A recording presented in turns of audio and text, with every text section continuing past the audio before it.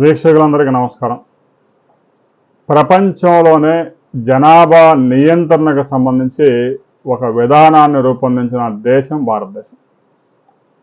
జనాభాని తగ్గించాలి అంటూ 1952 నుంచే భారతదేశం ప్రయత్నాలు ప్రారంభించింది.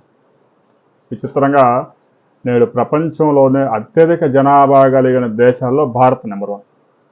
చైనాను కూడా మనం అధిగమించిపోయాం. ఇక భారతదేశాన్ని చైనా కాదు కదా, మరి ఏ దేశం కూడా దాటి ముందుకు వెళ్ళే అవకాశం లేదు. ఎందుకంటే మన కృషి అలాంటిది.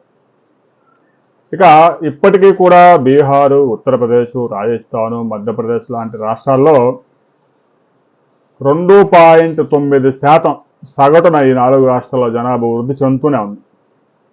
అంటే ప్రతి ఫ్యామిలీలో దాదాపుగా 3 కనీసం కంటా ఉండాలి. ఇక కొన్ని ఉగ్ర జాతుల్లో అయితే 4, 5, 6, 10 మంది, 8 మందిని కూడా కంటా ఉన్నారు.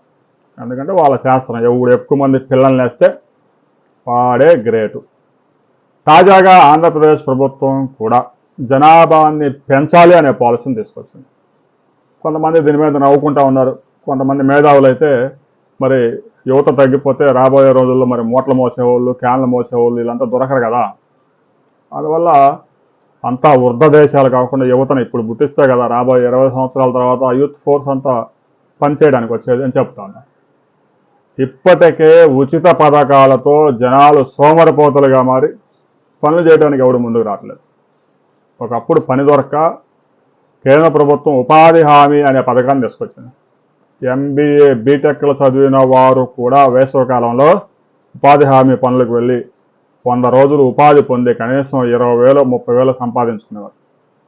ఇవాళ తెలంగాణలో, ఆంధ్రప్రదేశ్లో ఉపాధి హామీ కార్డులు తీసుకునే వాళ్ళు లేరు. తెలంగాణలో ప్రతిరోజు 17 లక్షల జాబ్స్, ఉపాధి హామీ కూలీ పనులు ఉంటే 12 లక్షల మంది కూడా హాజరించుకోవడం లేదు. ఆంధ్రప్రదేశ్లో కూడా అదే పరిస్థితి. సరే, జనాభా ఏమన్నా లేరా అంటే గుట్టలుగా క్రికెట్లు ఆడుతూ ఉన్నారు. ఎవడూ పని చేయడానికి సిద్ధంగా లేరు.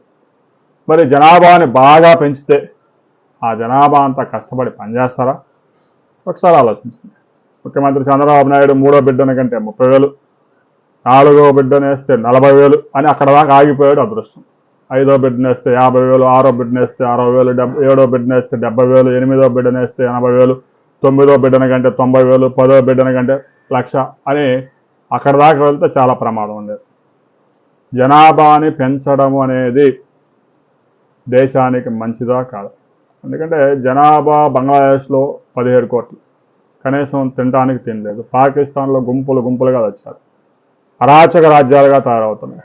భారతదేశంలో కూడా ఉత్తరప్రదేశ్, బీహారు, మధ్యప్రదేశ్, రాజస్థాను ఇప్పటికీ జనాభాని పెంచడంలో ఏమాత్రం వెనక అడుగు వేయడం లేదు. దక్షిణాది రాష్ట్రాల్లో కొంచెం ఎడ్యుకేషన్ బాగా ఉంది కాబట్టి 2 బిడ్డల కంటే ఫీజు కట్టే పరిస్థితులు లేవు కాబట్టి 1 బిడ్డతోనే చాలా కుటుంబాలు సర్దుకుపోతా ఉన్నాయి. మరి ముఖ్యమంత్రి ఆదేశాల మేరకు 3, 4 కనడానికి మీరు సిద్ధంగా ఉన్నారా లేరా? 30,000 కోసం 3వ బిడ్డని కంటారా? 40,000 కోసమే 4వ బిడ్డని కంటారా అనే విషయాన్ని ప్రతి ఒక్కరూ కామెంట్ చేయండి.